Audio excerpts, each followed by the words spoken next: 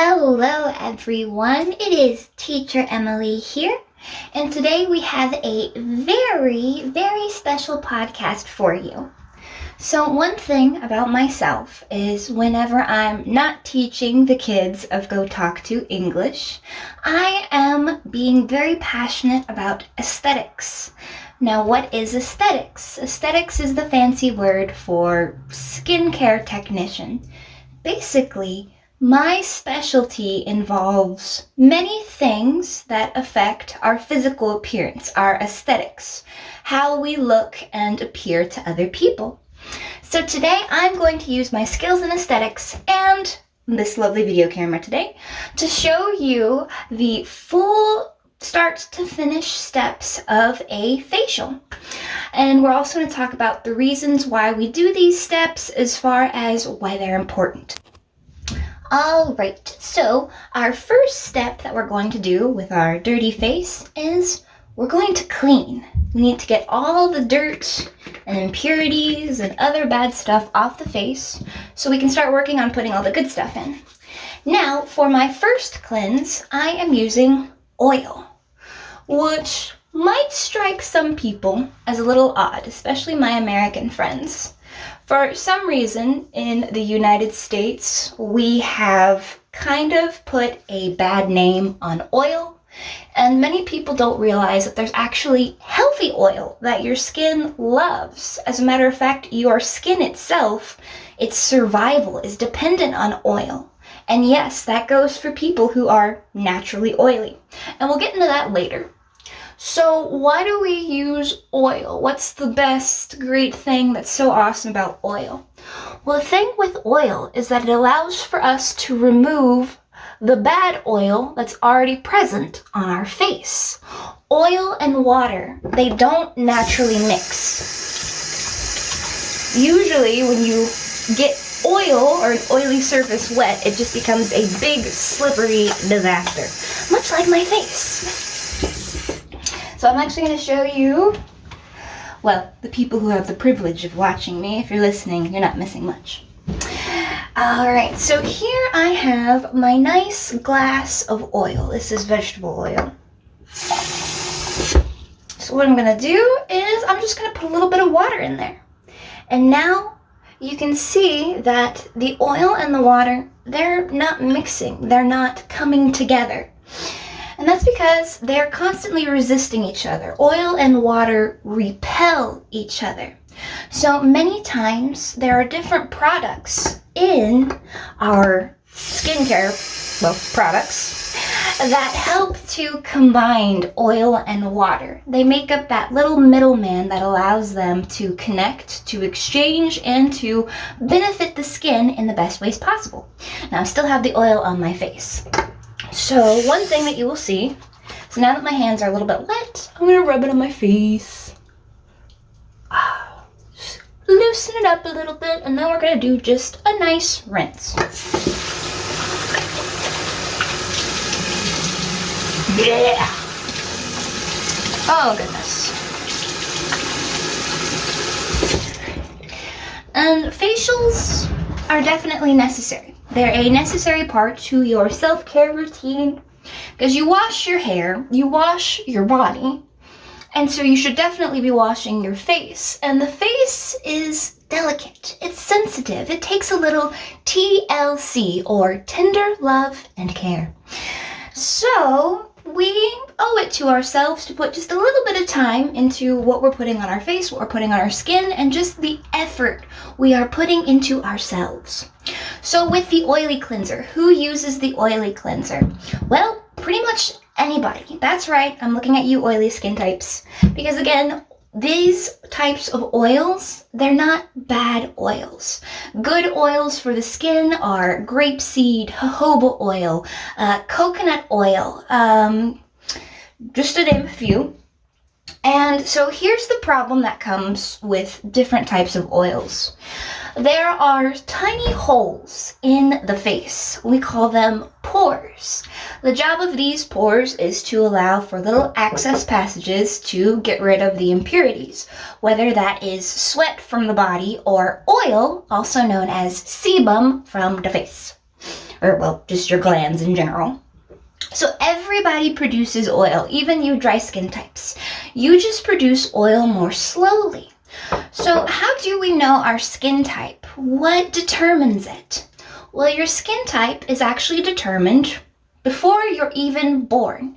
It's a part of your genetic makeup, meaning your parents, your grandparents, everybody in your bloodline has some type of contribution to your skin type. I have dry skin like my father. If you look at my skin, well, it's a little wet, but if you look at my skin, it's probably a little hard to see some of my pores. You can see it more closely on my nose because they're clogged, but we'll take care of that later.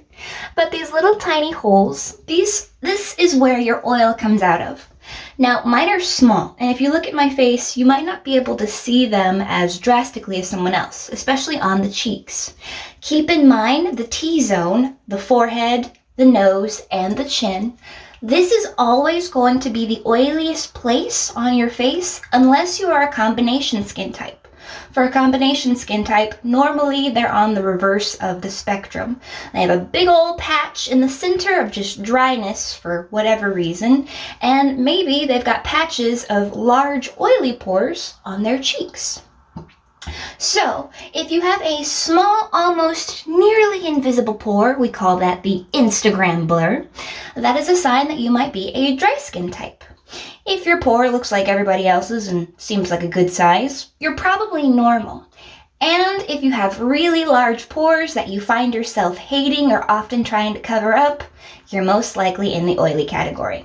The best way to find out is to actually go to someone like me, an esthetician or a spa, and they will look at your skin, do a proper analysis, and give you that skin type so you know how to take care of your skin. With large oils that we don't need, let's take an oil that we don't need. Let's use vegetable oil.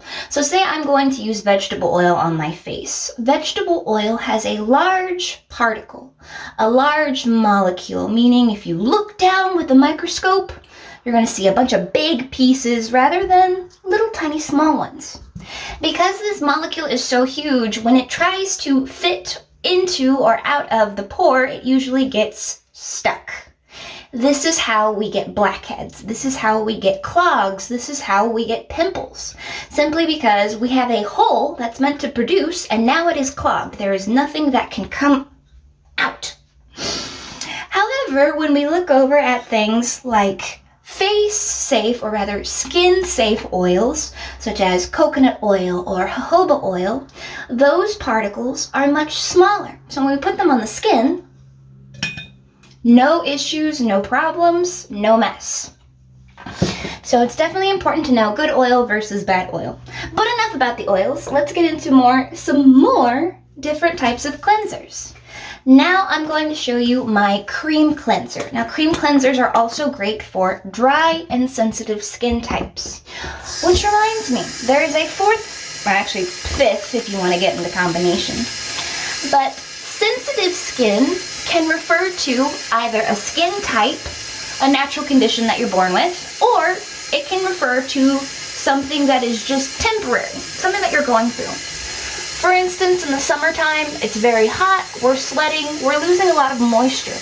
It wouldn't be surprising to see someone in the summertime extremely dehydrated. But again, if you're sweating constantly, you have a lot of oil. So those are two different types of dryness. We have oil dryness, and then we have water dehydration. What cream cleansers and oil cleansers offers, they offer a chance to clean the skin without overstripping. Now, anytime you're cleaning something, or rather renewing it, when you're going through the layers of dirtiness or just imperfection, you have to strip them away, you have to peel them back, and then lay new foundation. And depending on how many steps you have in your skincare routine, you could be at risk of overstripping the skin, especially if you're using products that are way too powerful for your skin type. It can actually affect the balance of the skin. So with this nice oily cleanser, it pretty much looks like I'm putting lotion on my face. Again, we're going to get a little bit of the water, and we're going to emulsify. This is going to activate that water and oil exchange, allowing my skin to get hydration and nice moisture.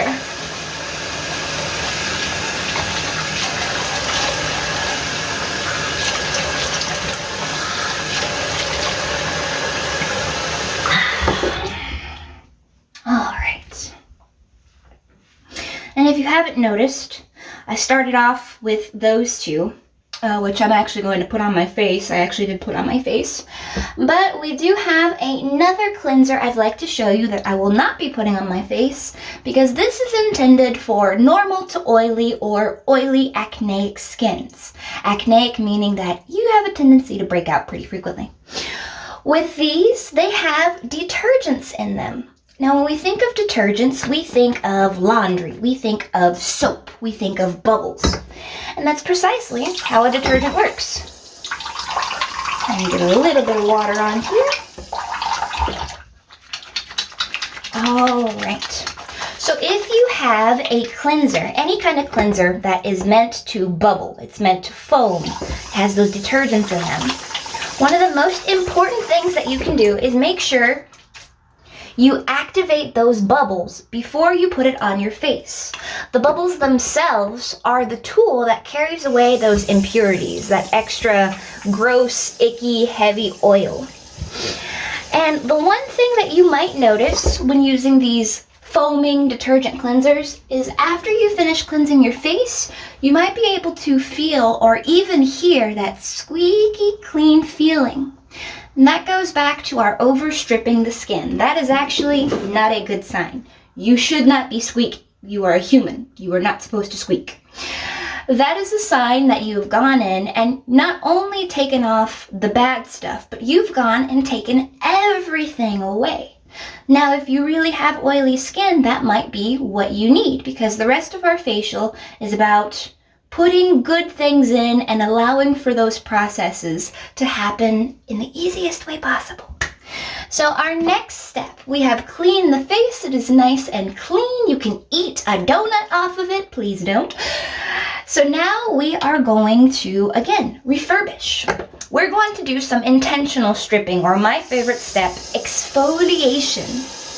Now, exfoliation is the act of scrubbing. We have physical or chemical exfoliants. A physical exfoliant is something that's going to take a lot of handwork. It's going to take a little bit of oomph and effort on your part to get it to work properly. Whereas your chemical exfoliants, those are your enzymes, those are your peels, those are things that you can just slap on the face and leave them alone. So with exfoliant, usually your exfoliator is going to have a nice gritty texture, almost like sugar or coffee grounds, which, by the way, if you do not have an exfoliant on your bathroom counter, you can use sugar or coffee grounds. Nice little small granules. And it's actually really a good idea to use something very natural and like rounded, because things that are crystal-like sugar, they kind of have an angular shape, they have sharp edges, and they can create micro lacerations. So the important thing about exfoliating, or any step really in the facial, is you have to understand what your purpose is. What is your intention? What are you trying to do? With this step, we are trying to scrub off the dead skin. What also causes oil to be trapped in the face is just a buildup of dead skin. Imagine just this gross, old, crusty carpet that's covering up a floor vent. We don't want it. So with exfoliant, you can go in nice, small, tiny circles. You really want to feel the benefit of that scrub. Most exfoliants like this one, this is a micro quartz exfoliant. It has a pretty small granule, which means the scrubbing parts are actually pretty small, pretty decent size. So I don't really have to worry about going too crazy on my face. Whereas sometimes our chemical peels and our chemical exfoliants, we have to keep more of an eye on. But this one, I could do this probably for 20 minutes if I had the energy. I'm not going to. But yes, a nice scrub. And you especially want to get the T-zone, the areas in the T-zone, where we get those blockages, where we are the most oily, because we want to break loose and knock out any clogs or impurities. And as you probably saw at the beginning of the video, I have a little bit of a lot. It's, we just survived 2020, and if you're still here, I want you to give yourself a big hug, a big pat on the back, because congratulations, you survived 2020. And this is how you should celebrate. You should give yourself a facial, a spa day. Treat yourself. Okay. So now I am rinsing off my exfoliant.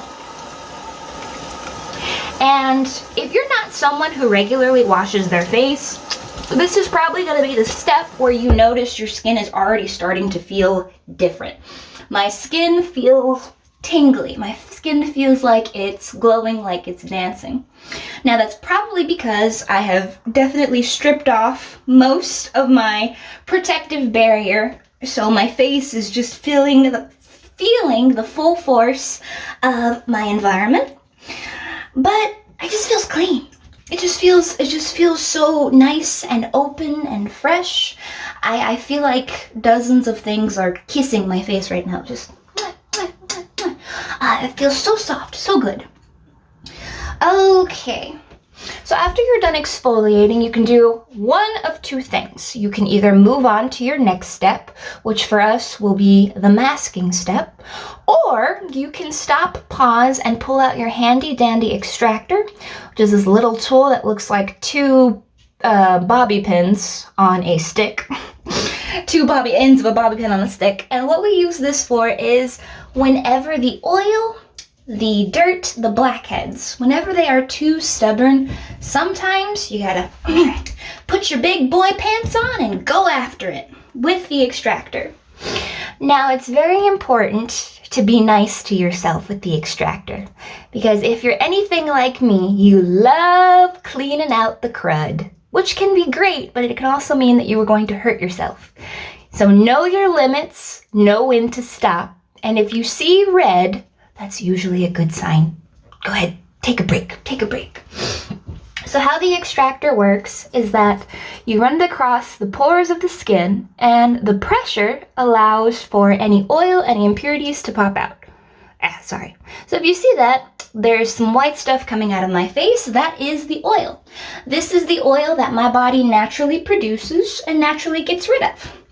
Now, with me being a dry skin type, because my pores are so small and because I just don't make a lot of oil naturally, me getting blackheads, it happens once in a blue moon, and mostly when I'm being bad, when I'm neglecting my duties as an esthetician, which I have been doing because COVID has knocked me out of work for a little while.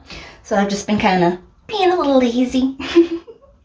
But yes, and also a really, really fast way, albeit slightly disturbing, to shoot out any of the sebum that's in the nose is that sometimes you just have to push and squeeze. And I apologize as I gross out all of my viewers who are watching. But that's it. And you can see all the sebum that has fled from my pores. So we're going to wipe that off because it's gross. But this can be done on multiple different areas of the face. When I do my own facial, I usually focus on the nose and the chin because these are the areas where my pores are the largest. And we're gonna go on the chin and just do some scraping. Now, I know I'm going really fast, but please do not get a misunderstanding. This is actually very uncomfortable. You are literally pushing and pressing on your skin with this tiny little focused metal tool. So it's a little uncomfortable. But personally, I think it's much easier to do extractions on yourself than to have another person do them for you. All right, so after we've gone in, and I just want to take out some of these chin parts. I especially have to be careful with my chin because I'm a chin rester. So a lot of what's on my hands ends up going on my face, and I just don't want to have any pimples. Okay. So you can actually see that my skin's turning a little red just because I'm pushing on it, I'm messing with it, I'm poking at it. All right.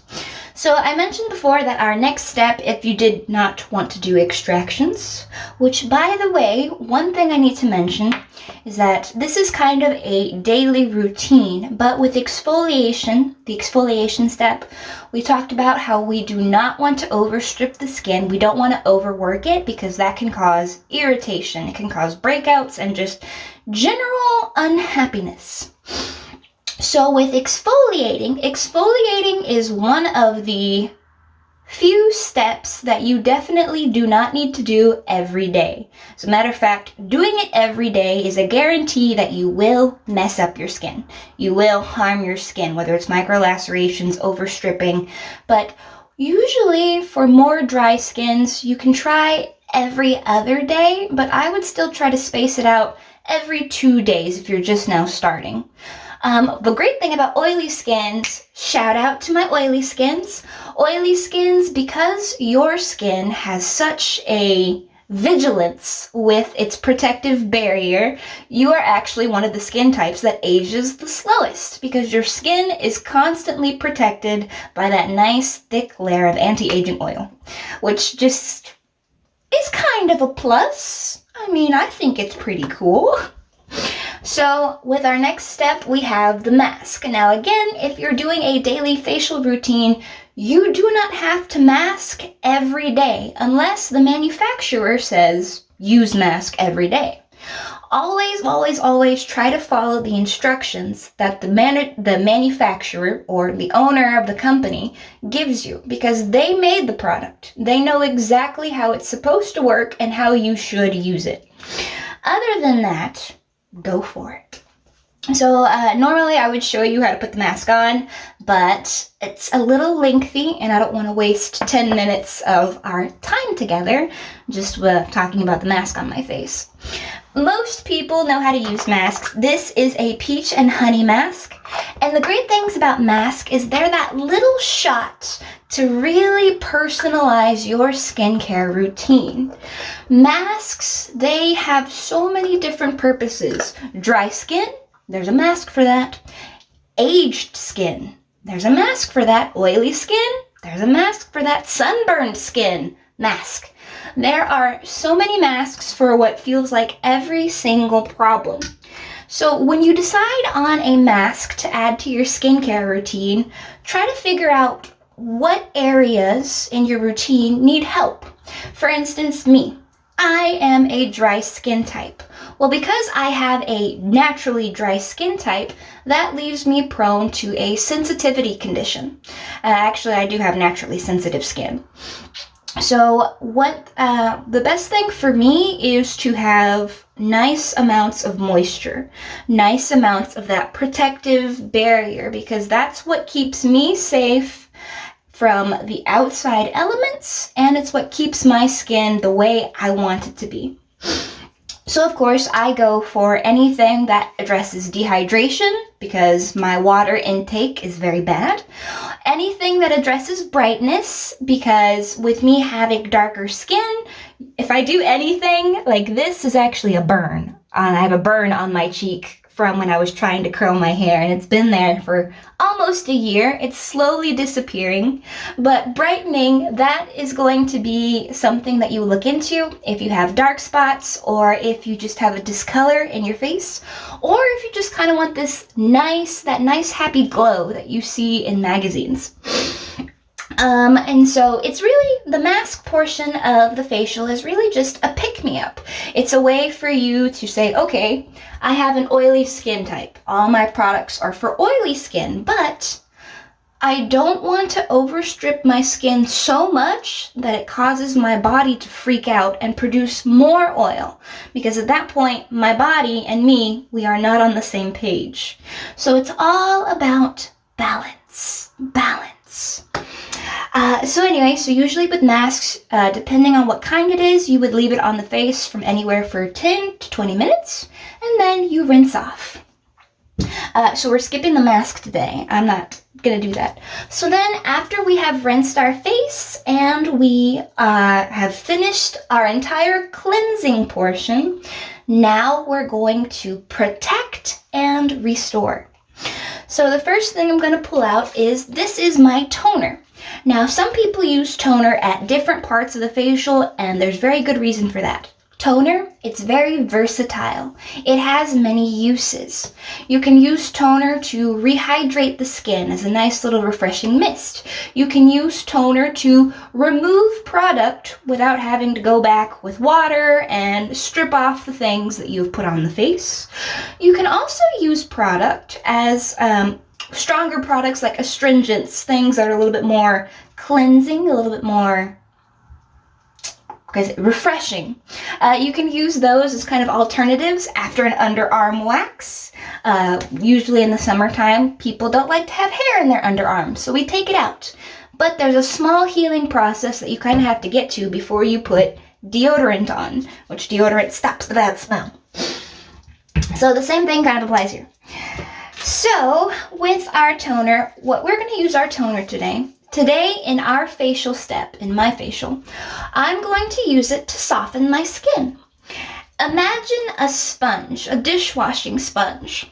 If you try to put soap on a dry sponge, it's just going to sit there, and then you can smear it around, but it's not going to do that nice bubbling foam where you can squeeze the sponge and all the suds come out. It's not going to do that. Instead, it just sits there. What you have to do is, if you wet the sponge and then you pour your soap on there, now that the sponge is wet, it allows for more absorption. It creates easier channels for all that soap to get everywhere throughout the sponge. So that's what we're doing here.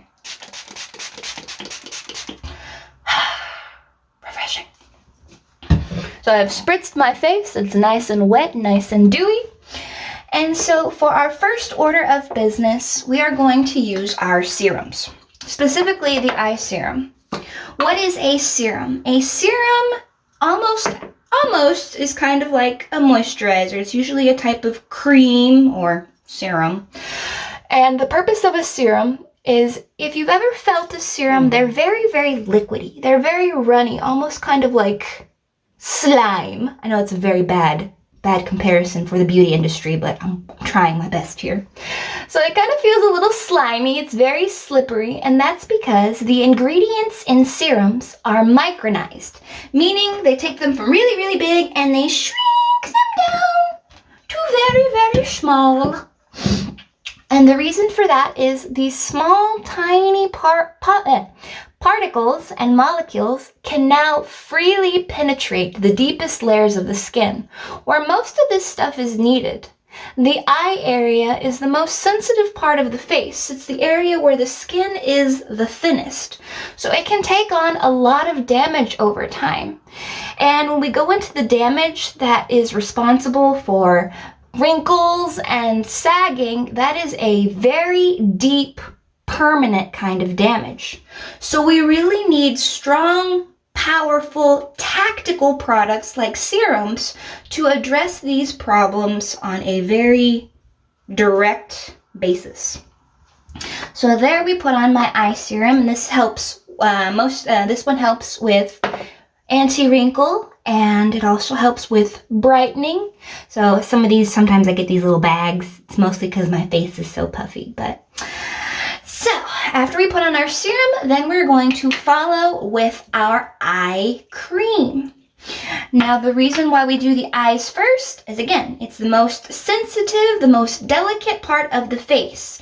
And these products I'm using, they're not just moisturizers and serums. They are moisturizers and serums designed for the eye area. And you want to be careful when you're putting anything near the eyes, because, again, it's delicate, it's sensitive. So you want to try to avoid any tugging or pulling or just dragging down. We don't want that. We want nice, happy, high eyes. So again, I'm just going in here. And my tip to you is to use your ring fingers. These are your gentle fingers. With these fingers, we have the least amount of control over them, which creates a nice, gentle touch. So if you use your middle finger, you really don't have to worry about stabbing yourself in the eye. I mean, I'm pretty clumsy and I think I would have to try at it. Alrighty. So our eyes, we have focused on the eyes. We made sure they got the important part first. And now we can finish up with our overall just general serum and moisturizer. So again, I'm going to take that nice serum. This is a glow and hydrating serum. Again, my dry sensitive skin, I like to focus on hydration and I like to focus on evenness of skin tone. Brightening and moisturizing is my calling card. All right. And you can already see my skin has definitely a visible change about it. It's nice and shiny. It's nice and it's soft. That's my favorite thing. You should exfoliate your face because you deserve it, but also because having a soft face and soft skin in general is the best feeling in the world. So, okay, I have my serum on. My serum is now sinking deep into my face. It is delivering all those much needed ingredients to the deep areas of my skin where it is needed. And now for our final step, we are going to finish up with our moisturizer. Now today my moisturizer is a moisturizer with SPF. If you plan on going outside, if you plan on going out in the sun, or even just having any sun contact, meaning by a window, or just if at any point your face is going to see the light of day, wear SPF, at least an SPF 30. Because the sun not only causes skin cancer, but the sun causes 90% of all signs of visible aging. And what that means is, well, the sun is more responsible for making you wrinkly than stress is. In fact, the two are directly related. So we want to make sure that we are protecting our skin from getting old, getting wrinkly, and getting cancer. But the moisturizer step as a whole is very vital and important because this is the part of the facial where we put our protective barrier back on. We have a new, clean, healthy barrier of oil. For a dry skin type like me, this allows for everything I put in my face to stay locked in and for me to keep it there. We have something called TOOL, or transepidural water loss. And this is just the natural process of when we go outside or do anything that our skin naturally loses its hydration over time. So we have products to prevent that, and of course the moisturizer is like our happiest shield. So you always want to make sure you have your shield on. Oily skins, please, please do not think that because you are oily, you don't need a moisturizer. That is the biggest mistake any skin type could think. Moisturizer is always necessary because, again, that is your protective barrier. Now, you may have you already have a naturally strong protective barrier, but you want to make sure that it's not being overworked, it's not being overused. And so with moisturizers for oily skins, usually they're lighter. They usually focus more on that watery kind of light feel rather than the nice heavy oil feel. In the wintertime, I love a heavy moisturizer because it makes my skin feel protected and safe. But in the summertime, it's gross. It feels like your face is melting off, and so it's definitely nice to go with a more light. That sound is Luna trying to break down the door. So I guess that's a sign that we are all finished with our facial process. And again, if you are viewing, you can look here at the results. My skin is nice and glowing. It feels so good. So good. So good. Beautiful. All right. Well, everybody, I hope you enjoyed this video. I hope that you get to give yourself some spa time soon. And I hope to see you again in another one of our fantastic English podcasts. Thank you so much and have a great Go Talk To day. Go Talk.